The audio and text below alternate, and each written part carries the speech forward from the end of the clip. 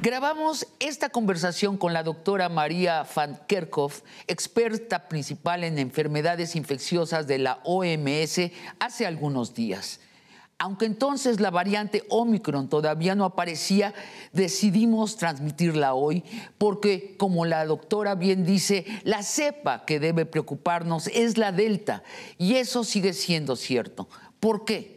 La Omicron se contagia más rápido, pero es minoritaria y tiene síntomas leves. En contraste, la cepa Delta es la más extendida por mucho y sus síntomas son graves. Las otras preguntas de la entrevista no solo siguen siendo vigentes, cada día importan más. ¿Cómo debemos hoy protegernos los vacunados? ¿Qué enseñanzas nos está dejando la pandemia a nivel geopolítico? Y la pregunta que diario nos despierta: ¿y cuándo acabará la pandemia? ¿En meses o en años? Bienvenidos a esta conversación de largo aliento.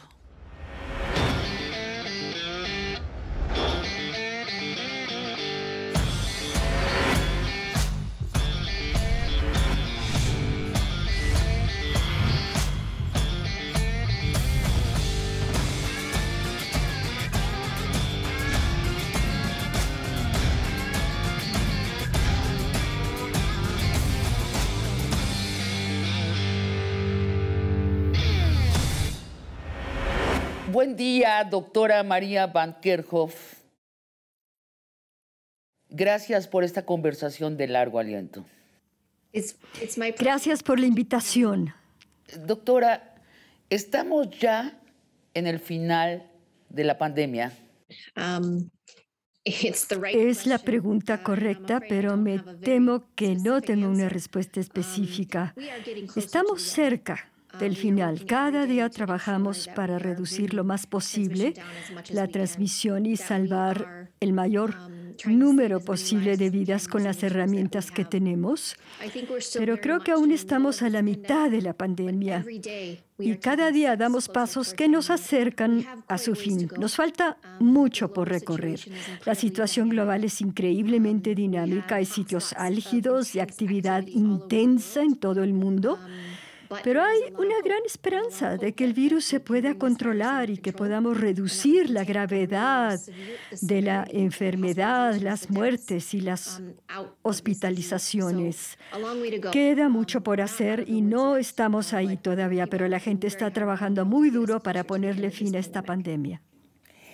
Llevamos como 19 meses de pandemia. Entonces, ¿nos faltan 19 meses de todavía ser cuidadosos? Bueno, es el segundo año de esta pandemia y para llegar a su fin debemos seguir adhiriéndonos a las medidas que tenemos a nivel individual. El mundo se ha unido de manera solidaria para combatir la pandemia y debemos seguir haciéndolo.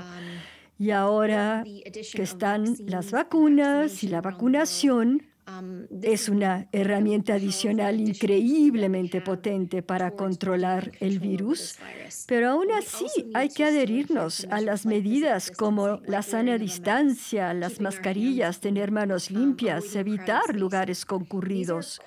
Son medidas muy sencillas que podemos seguir realizando. Son incómodas, lo sé, pero algunas ya las hemos entretejido de alguna manera en nuestra vida cotidiana. No significa el encierro, ni tenemos que ser tan restrictivos como en el pasado, pero mientras vayan saliendo más vacunas y el mundo se vaya vacunando, empezando con los de mayor riesgo en todas partes, todos debemos hacer nuestra parte.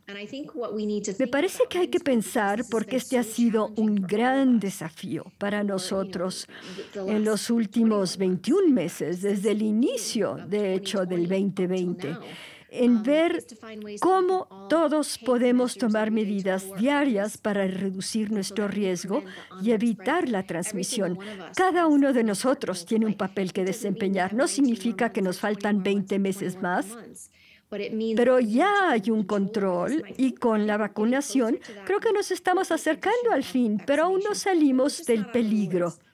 ¿Dónde se encuentran ahora en el mundo la mayor proporción de contagios y de muertes? También es una buena pregunta. Nosotros rastreamos los casos y las muertes cada día y emitimos un informe semanal sobre la situación. Yo alentaría a sus televidentes a que lo vean. Se publica cada martes en la noche. Y en estos reportes epidemiológicos damos un mapa que muestra dónde están los puntos de transmisión más intensos en el transcurso de la última semana, en qué áreas, en qué países ha habido el mayor número de muertes. Estoy viendo el mapa de la última semana aquí y veo puntos álgidos de actividad en todas las regiones de la OMS. Lamentablemente, no en cada país, pero hay lugares de intensa transmisión. Aún hay altos niveles de transmisión en Estados Unidos entre la gente que no se ha vacunado, los hay en algunos países de Europa, en los Balcanes, hay sitios álgidos en la región de Asia y vemos que la transmisión se está dando entre los individuos que no se han vacunado. Así que este virus se va a aprovechar de la gente que no está protegida aún. Recuerden que el objetivo de las vacunas es reducir la parte severa del espectro, hospitalización y muertes. Son muy fuertes para prevenir las hospitalizaciones y las muertes. Esto es lo que tenemos que ver. Pero el virus se está aprovechando de aquellos individuos que tienen contacto entre sí y las variantes que han surgido. Por ejemplo, con la variante Delta, que es mucho más transmisible, es la más transmisible que hemos visto hasta ahora. Y con las variantes y con la gente mezclándose, con gente que no está protegida con la vacuna, el virus se aprovecha y prospera. Y el virus está aprovechando de eso. Quisiera precisamente que hablemos de los factores que hoy importan. Para empezar, las variantes del COVID.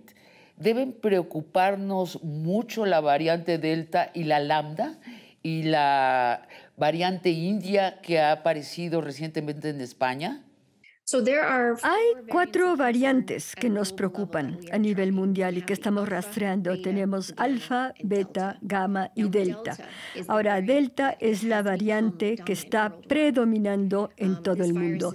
Se ha detectado en casi todos los países y cuando tiene oportunidad de circular, ha reemplazado rápidamente a otras variantes que estaban circulando, incluyendo otras variantes de interés que circulaban ya y que nos preocupaban. Ahora, la lambda es otra variante que estamos rastreando a nivel mundial y también nos interesa.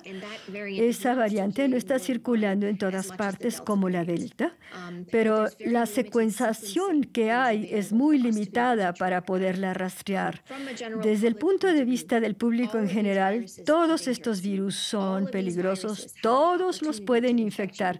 Y es por eso que ustedes, como individuos, tienen que tomar medidas para protegerse a sí mismos. Tienen el poder y cierto control para cuidarse a sí mismos. Pero entre más circulen las variantes, más oportunidades tienen estas de cambiar. Así que la delta no será la única variante que nos oirán mencionar. Habrá otras. Pero, por otra parte, hay mucho que podemos hacer para minimizar la transmisión y por eso queremos que ustedes que escuchan entiendan que todos estos virus son peligrosos, pero hay mucho que se puede hacer para estar seguros. El otro factor es el aumento de la movilidad de la gente.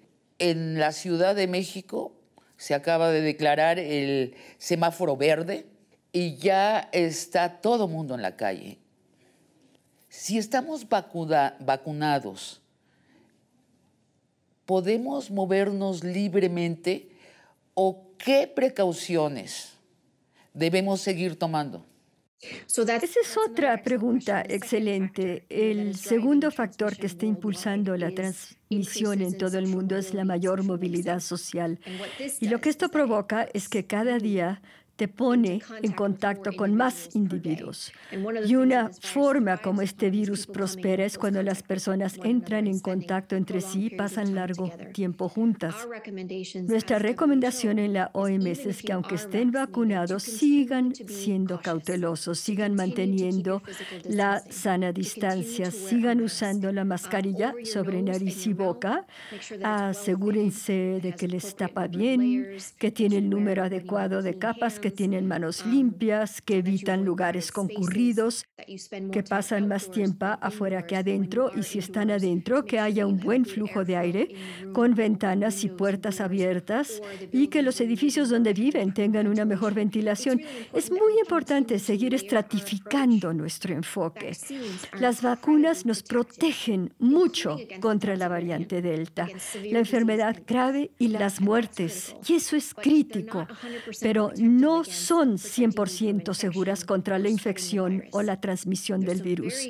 Hay muy buenos resultados que muestran que la gente vacunada tiene menor riesgo de infectarse y transmitir el virus, pero no es 100% segura. Por eso recomendamos tener precaución, usar mascarilla y mantener la sana distancia.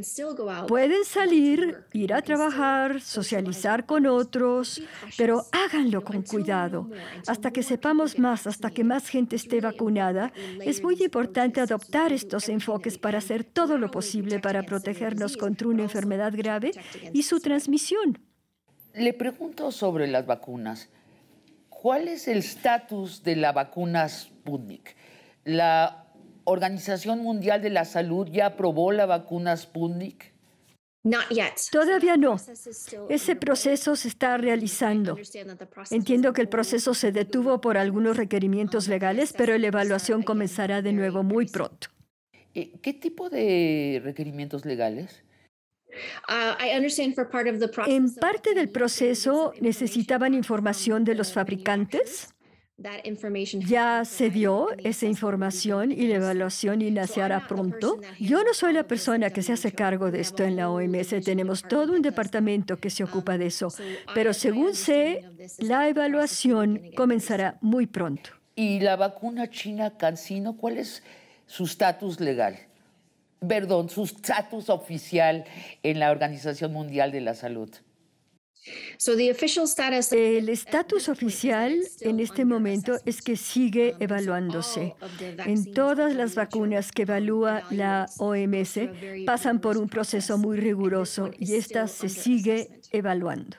En México recibieron la vacuna Sputnik 2.4 millones de personas y la vacuna CanSino 4.6 millones. Incluyendo a todos los maestros de primaria del país. La gente que fue vacunada con una de estas dos vacunas, ¿deberían volver a vacunarse con otra vacuna para estar del lado seguro? Yo lo que sé es que estas vacunas se siguen evaluando. Hay estudios sobre la eficacia de las vacunas, se monitorean individuos ya vacunados.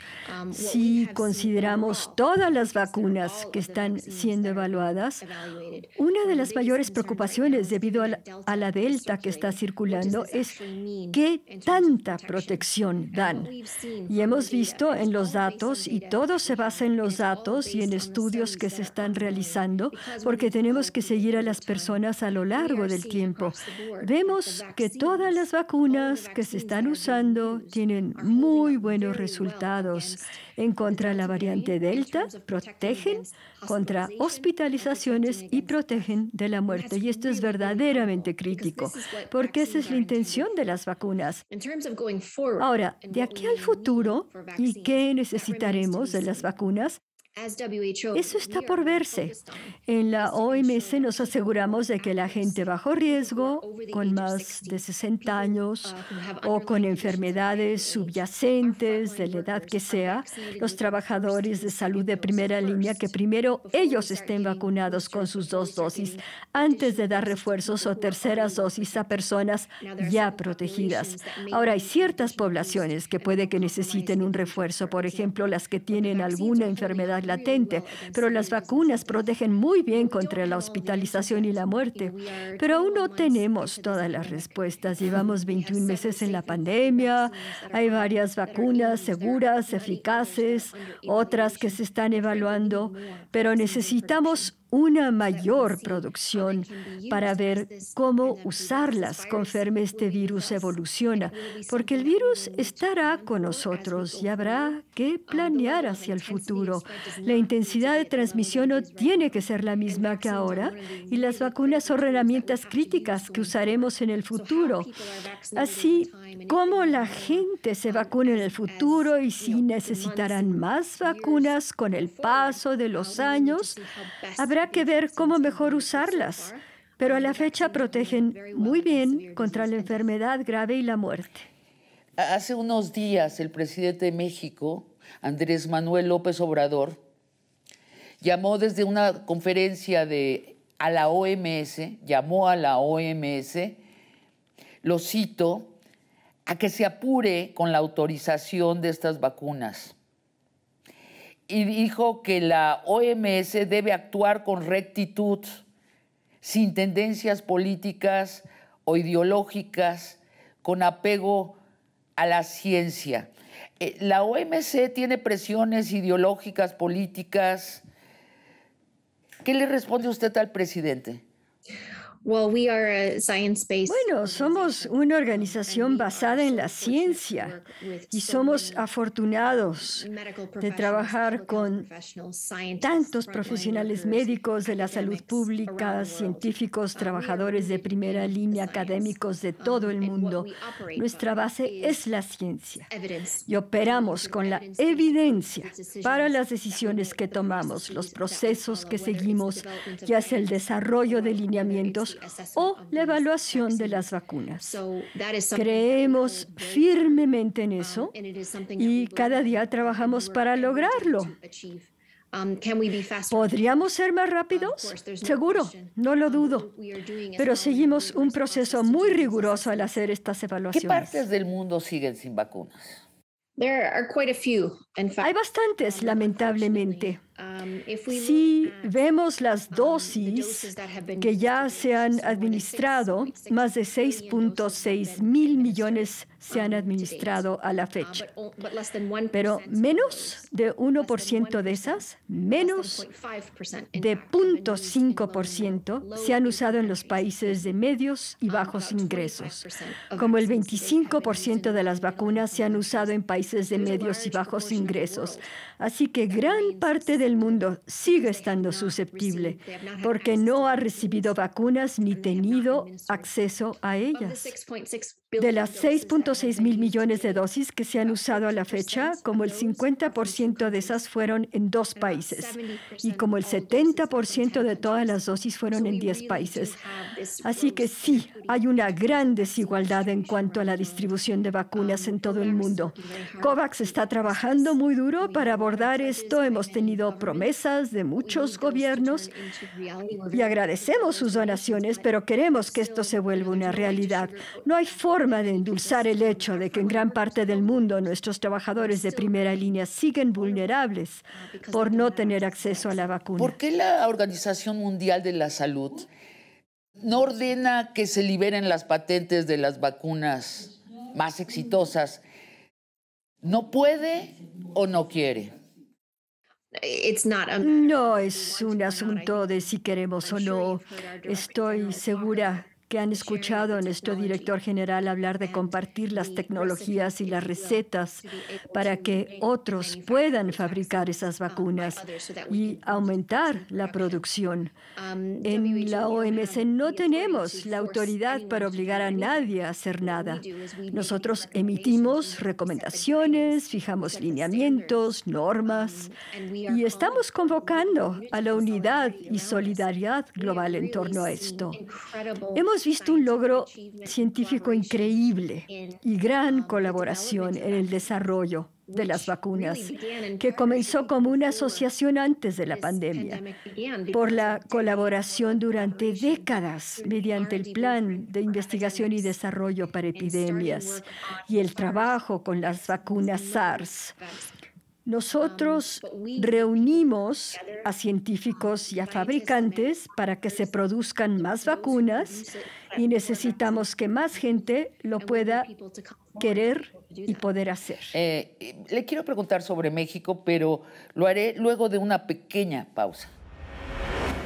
Esos países que tenían una experiencia directa sabían lo que venía, sabían que lo debían tomar en serio, que esto iba más allá de la salud y debía abarcar varios sectores y actuaron de manera firme desde el inicio. Y los que dejaron que se expandiera un poco y creyeron poderlo controlar una vez que se instalara, los tomó por sorpresa.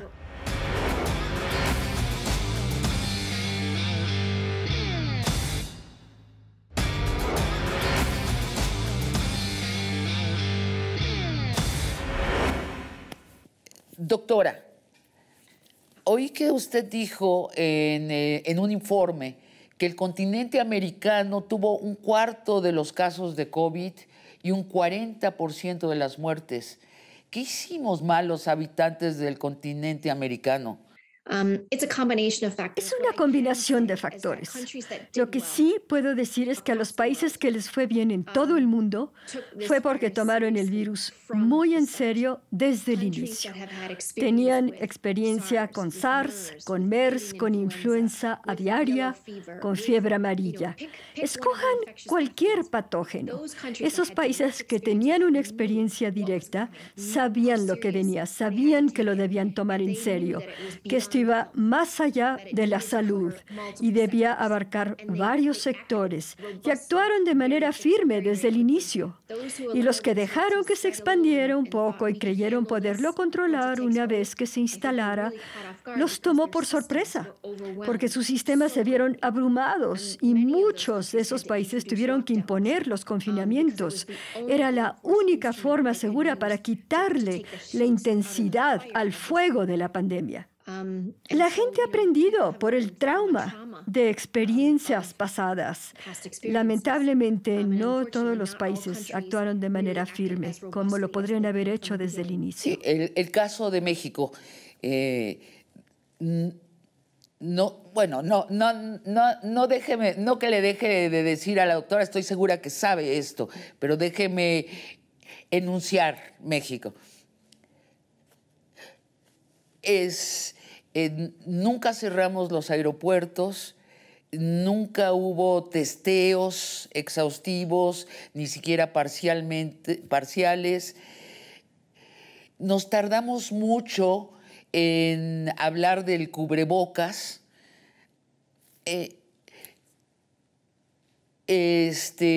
Tuvimos un lockdown de 3 semanas y después ya nada. No somos el país más ejemplar, ¿cierto? Me parece que lo que has destacado en tu pregunta es la naturaleza integral del abordaje.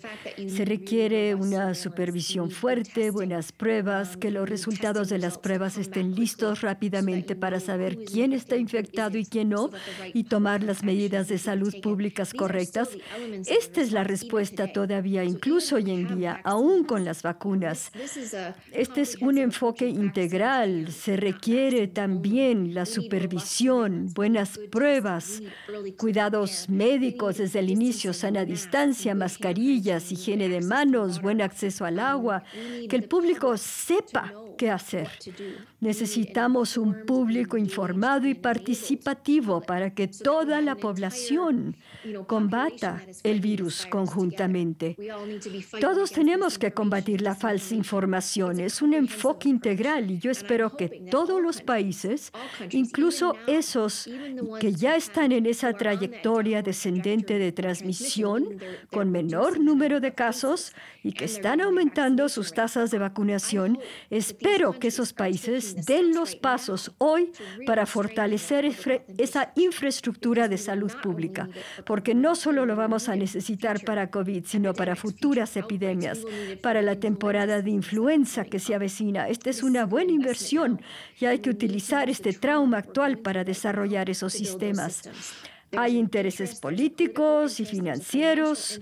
Tenemos una regla que dice que todos tenemos hacer lo mejor posible. Y hay que invertir en esas cosas ahora para estar mejor preparados en el futuro. En México, el uso del cubrebocas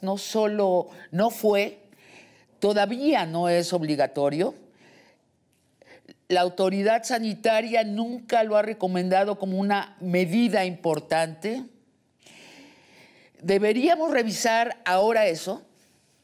Al inicio de esta pandemia teníamos muy pocos datos sobre el uso de mascarillas fuera de las instalaciones de salud pública. Ahora tenemos enormes fuentes de datos provenientes de estudios y ensayos clínicos. Hay investigaciones actualizadas sobre distintas tecnologías para los tipos de telas, para las mascarillas, las capas que deben llevar, la cantidad de filtración. Hay más productores de mascarillas médicas y las de telas. Ha habido cambios. Me parece que las mascarillas serán una de las medidas usadas para las enfermedades respiratorias en el futuro y que esto será parte de nuestra conducta para mantenernos seguros. El doctor Fauci, la autoridad sanitaria en Estados Unidos de Norteamérica, hizo un cálculo. Si se hubieran usado el doble de mascarillas, se hubieran evitado la mitad de las muertes. ¿Usted coincide con él? No sé cuántas muertes se pudieron haber prevenido si todos hubiéramos actuado de manera distinta desde el inicio, de manera firme, muy convencida, con la seriedad que le estábamos dando. A mí me gusta pensar en lo que estamos haciendo ahora, sobre cada día, en el papel que yo tengo como la jefa de operaciones sanitarias y principal directora técnica para COVID en la OMS. ¿Qué puedo hacer cada día con la gente que trabajamos en todo el mundo para cambiar la ruta de la pandemia? Está en nuestras manos, lo ha estado desde el inicio. Hay mucho más que se pudiera haber hecho para cambiar su trayectoria. Las mascarillas, la sana distancia, mejor ventilación, trabajar más en la parte terapéutica, tener más opciones terapéuticas, asegurarnos de que el oxígeno de grado médico estuviese disponible y tener el equipo para poderlo administrar, el equipo de protección personal para los trabajadores de salud. Hay tantas áreas en todo el mundo que todos debemos ver y tomar las medidas para no solo esperar un mejor futuro, sino adoptar las medidas y estar mejor preparados para la próxima vez. La preparación no tiene un principio y un fin, no hay un tiempo de paz para estar preparados. Es algo constante que se tiene que ir escalando en medio de la pandemia. Aunque todos estamos cansados y no queremos pensar más en la pandemia, yo soy igual. Lo único que quiero es que esto termine.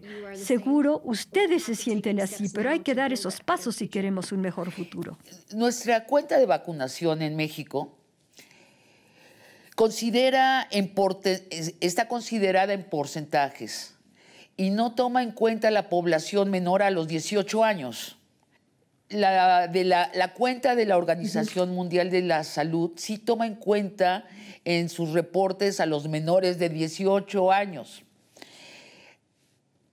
Así, decimos que en México el 70% de la población está vacunada y las cuentas internacionales dicen que solo el 35%.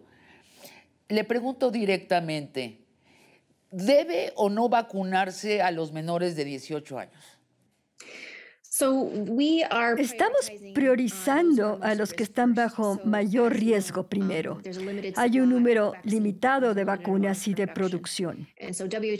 Nuestra recomendación es priorizar primero a los más vulnerables, personas de más de 60 o con enfermedades subyacentes de la edad que sea, y los trabajadores de salud de primera línea. Y luego hay otras prioridades en las que los países están enfocando, según el suministro que que tengan. En algunos países lo están viendo por edad. Comienzan con las personas de más de 60 y luego van bajando a los de menos de 18 años. Hay datos muy limitados a la fecha sobre el uso de vacunas en adolescentes, pero habrá más datos sobre ellos que se irán publicando. Habrá más resultados. Nuestra recomendación es enfocarnos primero en los de mayor riesgo, bajo riesgo de desarrollar enfermedades graves, porque, como he dicho, hay mucha gente bajo riesgo que no se ha vacunado aún. Como una organización global que enfrenta una pandemia global, requerimos soluciones globales. No podemos solo proteger a una población en unos cuantos países y pensar que así estaremos a salvo. Es un problema global que requiere de solución global y por eso nos enfocamos en esos grupos prioritarios, los de mayor riesgo. En México, las decisiones de la vacunación se toman regionalmente. Hay regiones que van muy bien y hay otras que ya perdieron la prisa de vacunar. ¿Por qué? Supongo que usted dirá que tenemos que apurarnos a vacunarnos, pero ¿nos puede explicar técnicamente por qué es importante que el 90% de la población esté vacunada? Pues la vacunación es muy importante porque salva vidas. Es asombroso que haya ya tal cantidad de vacunas seguras y eficaces, dado que apenas vamos en el segundo año de la pandemia. Sé que muchos piensan que se tardaron mucho en sacarlas, pero en realidad fue muy rápido el proceso. Así que la vacuna es parte de la estrategia para llegar al final de la pandemia.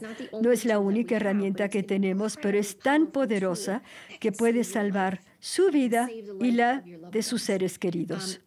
Funcionan bien, son seguras, muy eficaces en impedir la hospitalización o la muerte. Entre más gente se vacune, más vamos a poder proteger a más gente. Ahora, las vacunas muestran que pueden ser muy eficientes en reducir el nivel de infección y transmitir el virus a otros. Entre más personas estén vacunadas, mayor protección tendremos a un nivel comunitario, porque todos vivimos en comunidades. Entonces, protegerse a sí mismo y mantenerse a salvo nos da el beneficio adicional de proteger a otros. Por eso tenemos que reducir la transmisión, porque hay la amenaza de las variantes, de la evolución del virus. El virus está cambiando, hay más mutaciones que se están identificando y hay que reducir su transmisión. Así que vacunar al mayor número de personas es importante. Primero a los de mayor riesgo y también reducir la propagación. Ahora los niños mexicanos volvieron a las escuelas. ¿Qué precauciones debemos tomar con ellos? No hay realmente un conocimiento de cómo debemos tratar con ellos, qué deben hacer al regresar a la casa. Explíquenos. Hemos sabido desde el principio que los niños sí pueden infectarse con el virus y transmitirlo a otros. Afortunadamente, para la gran mayoría de niños que fueron infectados con SARS-19, el virus que causa COVID, la enfermedad es ligera o son asintomáticos, no tienen ningún síntoma, pero sí lo pueden propagar. En muchas partes del mundo ya abrieron las escuelas y siguen abiertas debido a los planes que implementaron. No olvidemos que las escuelas operan en comunidades. Por eso hay que reducir la transmisión en las comunidades donde están las escuelas. Hay varias medidas que se pueden adoptar para que sean lo más seguras posibles, porque las escuelas son muy importantes para los niños, para su educación, su seguridad y su bienestar mental. Y en muchas partes del mundo ahí reciben sus alimentos cada día. Hay que tener planes, tener buen monitoreo, cómo hacer pruebas si alguien está infectado, cómo informar a los niños, adolescentes, maestros, a los padres sobre los planes implementados, qué medidas tomar y qué hacer si alguien no se siente bien. El niño debe quedarse en casa. Debe haber buena información o instrucciones para los niños y sus padres sobre qué hacer. Debe comunicarse si un niño se enferma en la escuela. Debe planearse para hacer el rastreo de contactos y todos los adultos que están en las escuelas también deberán vacunarse cuando sea su turno. Pero también hay controles ambientales y medidas en las escuelas. La distancia física, usar la mascarilla entre los adultos y los niños que ya tienen edad para usarla, contar con sitios para la higiene de manos con desinfectante y una buena ventilación. Como ven, es toda una combinación de factores. Hay muchos países, muchos sistemas escolares que las han abierto y siguen abiertas. Es crítico que los niños regresen a la escuela. ¿Es verdad que las vacunas se desgastan su efecto a los 6 meses? ¿Debemos vacunarnos terceras dosis los que podamos? Hay muy buenos estudios que muestran buenos resultados para evitar la hospitalización y la muerte después de 6-7 meses. Son los datos más recientes que tenemos porque en realidad la vacunación comenzó hace 6-7 meses. Es una magnífica noticia y esa es la intención de las vacunas, proteger contra una enfermedad grave y la muerte. Y vemos estudios sobre la eficacia, viendo qué riesgo hay de infección con el paso del tiempo. Ahora hay un ligero descenso en la protección que dan contra la infección, pero no lo suficiente como para requerir un refuerzo.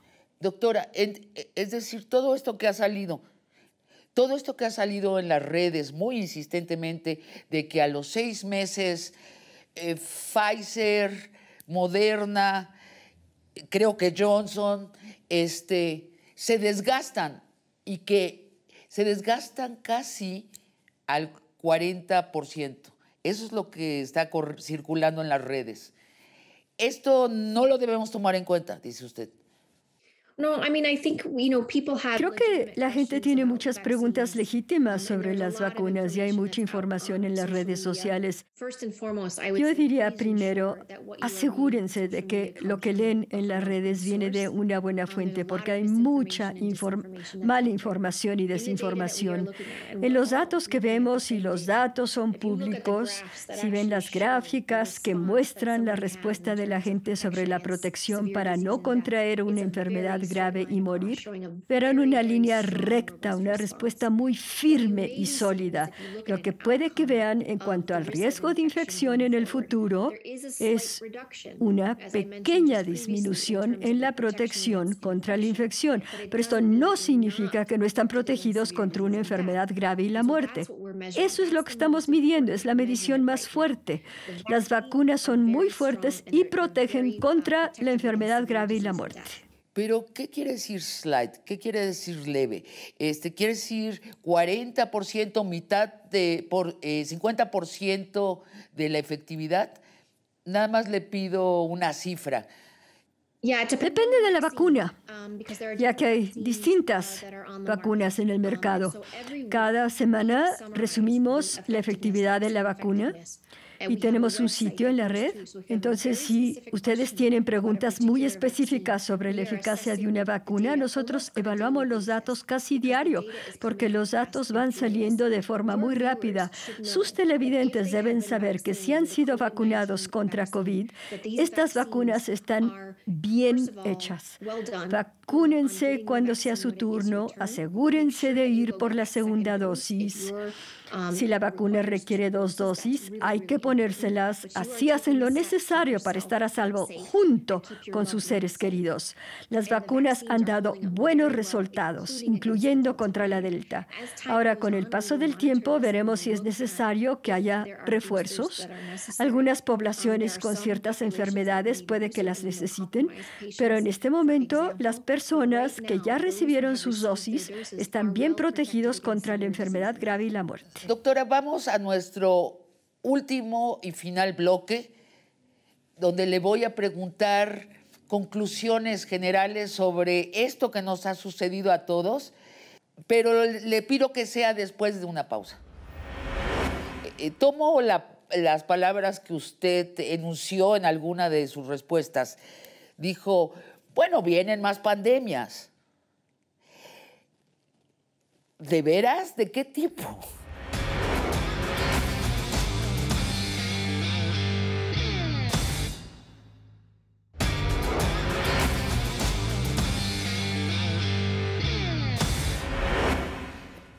Doctora, vuelvo a mi primer pregunta, pero después de todo el recorrido de lo que nos ha contado.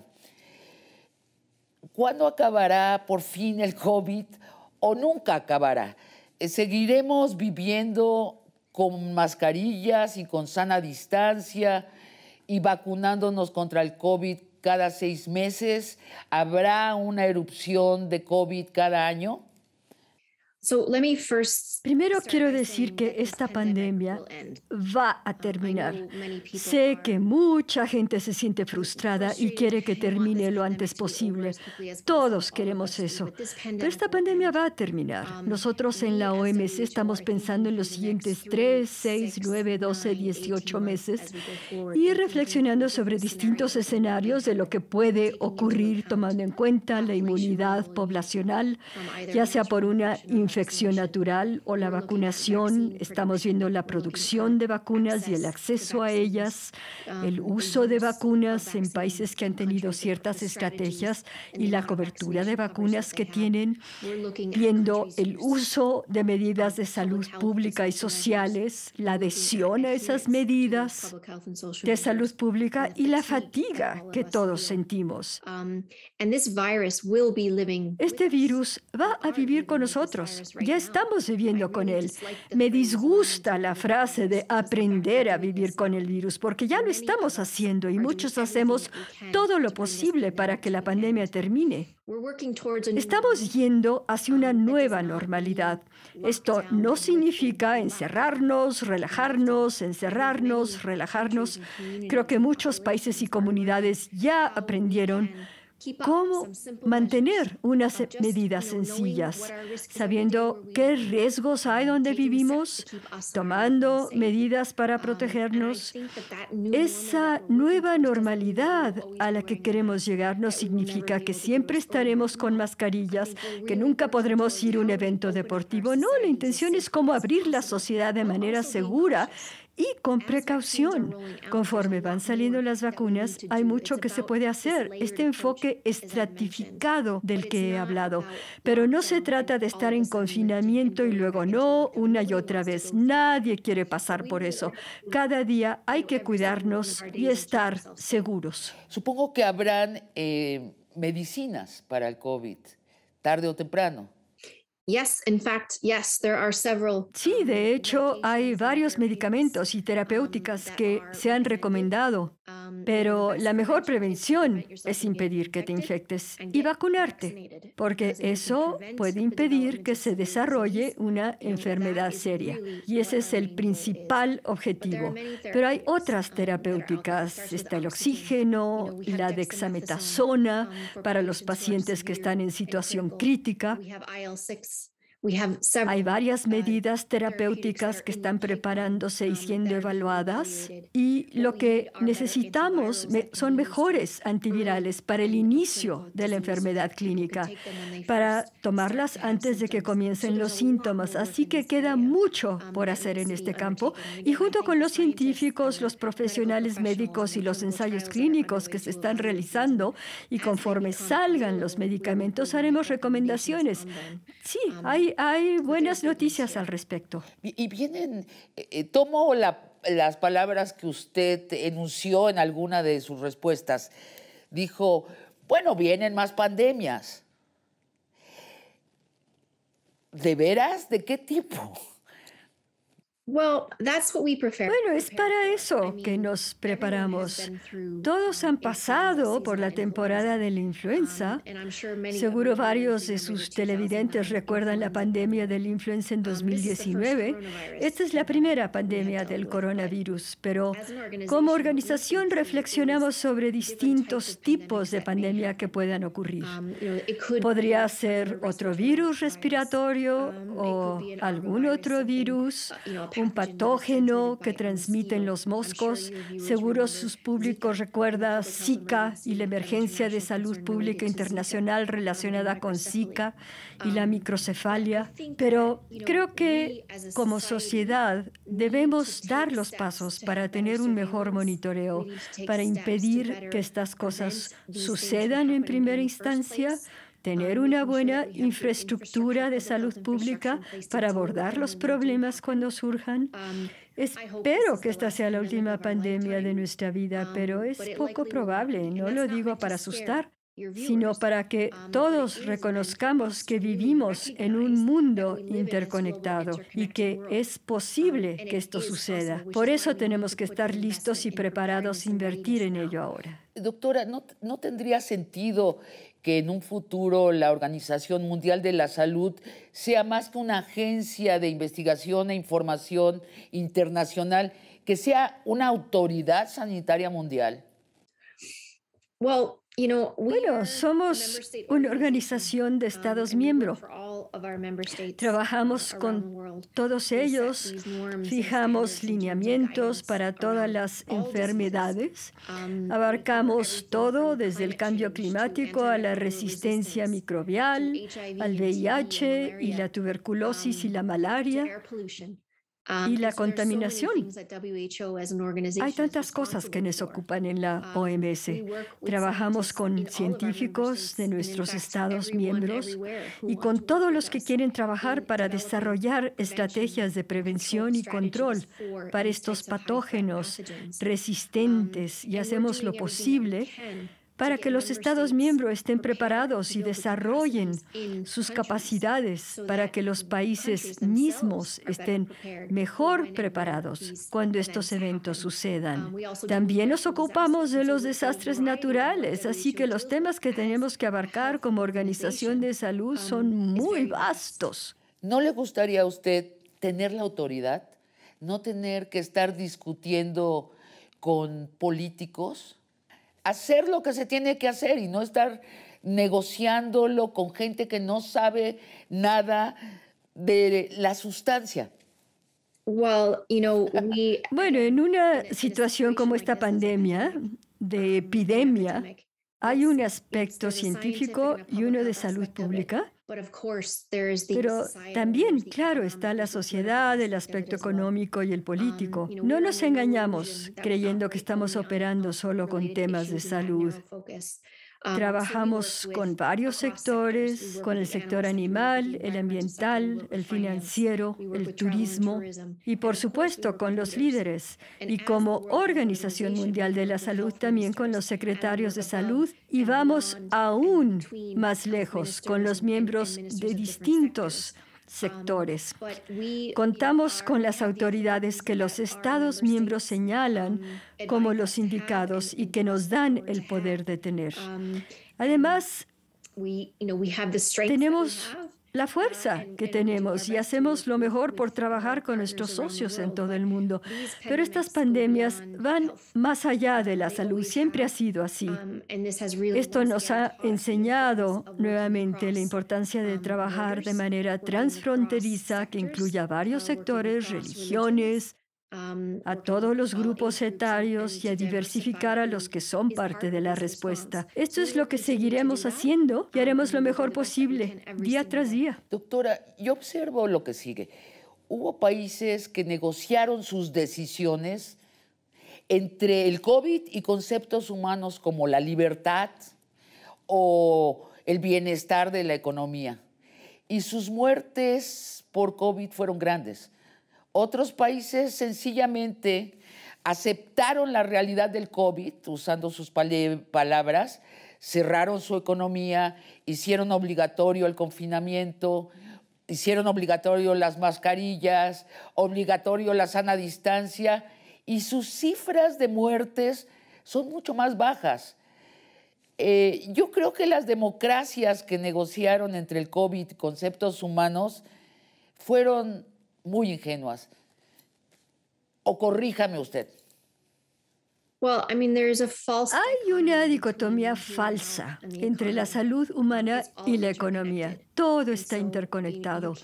No puedes tratar una y no tratar la otra. Lo que nosotros hemos tratado de recomendar es ser muy firmes desde el inicio, echarle todo, poner las medidas en práctica con toda la fuerza posible. Revisas lo que decíamos, enfatizamos lo crítico que era actuar rápidamente, con firmeza. Algunos países lo hicieron, otros no, pero la idea de que solo te podías enfocar en la salud y no abordar la economía fue una de las varias dicotomías falsas que se vio en el inicio. Otra dicotomía falsa era que solo te podías enfocar en la contención y no en la mitigación. La respuesta a la pandemia contenía dos elementos: hacer todo lo posible por reducir la transmisión y al mismo tiempo proteger a los vulnerables. No era una cosa u otra, sino varias. Y aún vemos a países que siguen batallando con su economía. ¿Cómo mantener medidas, ajustarlas y que sean apropiadas cuando lo tienen que ser, y relajándolas gradualmente, con cuidado, mientras vas abriendo la sociedad? Este brinco entre el todo o nada no ayuda. Se necesita un enfoque más mesurado. Lo que probó la pandemia es que las sociedades que reaccionaron robustamente, sin negociar con la economía, finalmente son las que salieron mejor económicamente de la pandemia, porque lo resolvieron más rápido. Sí, lo hicieron. Me parece que los países que actuaron rápidamente al inicio les ha ido mejor, pero algunos siguen en una situación muy difícil. Están viendo incrementos con la variante Delta que no vieron con la Alfa porque ya tenían las medidas necesarias. Pero para las medidas que los países dictan, se requiere la confianza de su población. Hemos visto respuestas muy diversas según la confianza que las comunidades tenían en sus propios líderes. Vemos ejemplos de esto en todo el mundo. Sabemos lo importante que es tener un liderazgo fuerte, planes claros, bien articulados, que expliquen la incertidumbre y los cambios a lo largo del tiempo. Nosotros también hemos cambiado los lineamientos porque todos los días aprendemos algo. Y esa no es una debilidad, es una fuerza. Nos estamos adaptando, pero es algo muy difícil de transmitir. No hay la menor duda de eso. Ya ha habido cosas muy confusas en esta pandemia. Todos estamos agotados, pero se requiere la confianza de la gente para implementar estos planes. Y si no tienes la confianza, la respuesta varía mucho. Doctora María Van Kerkhove, muchas gracias por esta conversación de largo aliento. Espero que no sea la última. Muchísimas gracias. Y amigos y amigas, los espero el próximo jueves para otra conversación de largo aliento.